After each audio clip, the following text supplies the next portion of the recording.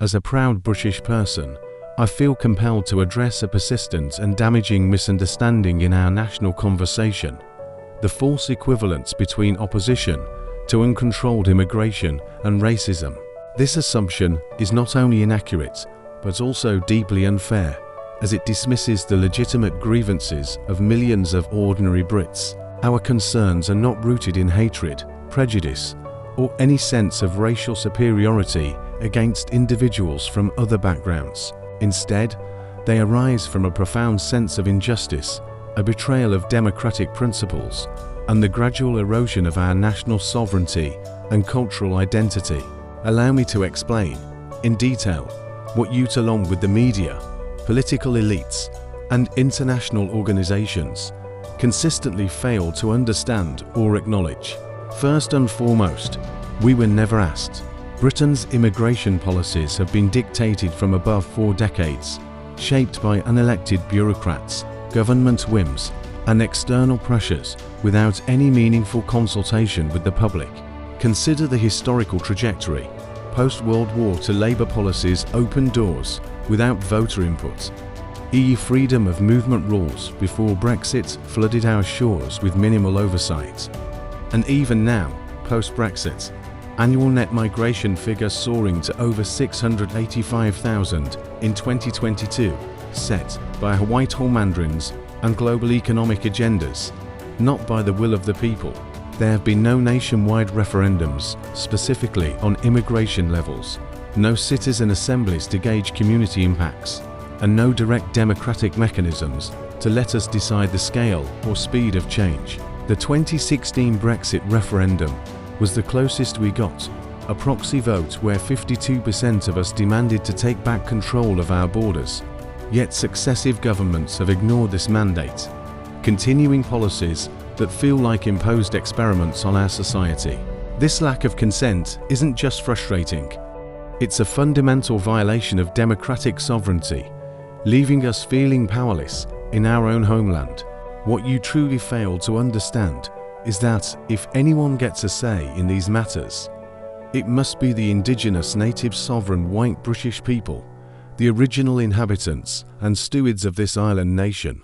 We are the descendants of ancient Celts, Anglo-Saxons, and the myriad groups who have forged Britain's laws, institutions, traditions, and cultural fabric over more than a millennium. Our history is not one of isolation, but it is ours to protect. Under principles of self-determination, echoed in documents like the UN Declaration on the Rights of Indigenous Peoples, native populations have an inherent right to influence changes that could alter their demographic makeup, heritage, and way of life. Rapid immigration-driven shifts, with projections showing white Brits becoming minorities in major cities like London within decades, represent a form of cultural displacement and erasure. This isn't about denying others. It's about asserting our unique, sovereign right to preserve the social cohesion and identity that define us.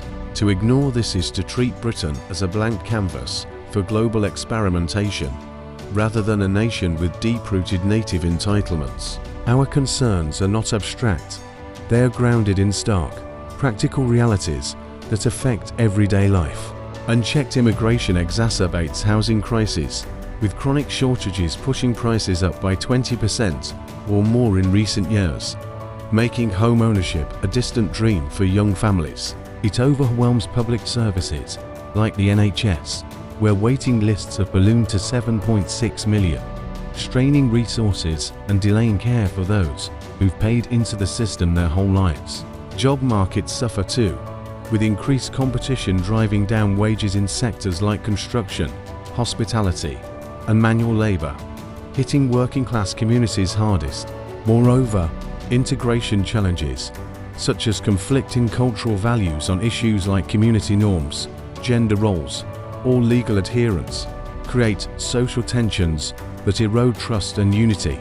Polls from reputable sources like Ipsos and YouGov consistently reveal that a majority of Brits support strictly managed borders and controlled migration, not open doors.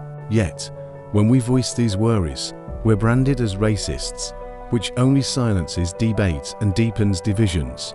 We categorically reject actual racism and hate. Britain's anti-discrimination laws and movements demonstrate our commitment to fairness, but labeling valid concerns as bigotry is itself a form of injustice. It's time for real change. Implement binding referendums on annual migration caps, prioritize training and opportunities for native Brits in the workforce, enforce stricter integration requirements, and establish ongoing community consultations to ensure policies reflect public will. Only through such reforms can we reclaim a Britain that honours its indigenous sovereignty, protects its people, and restores democratic accountability.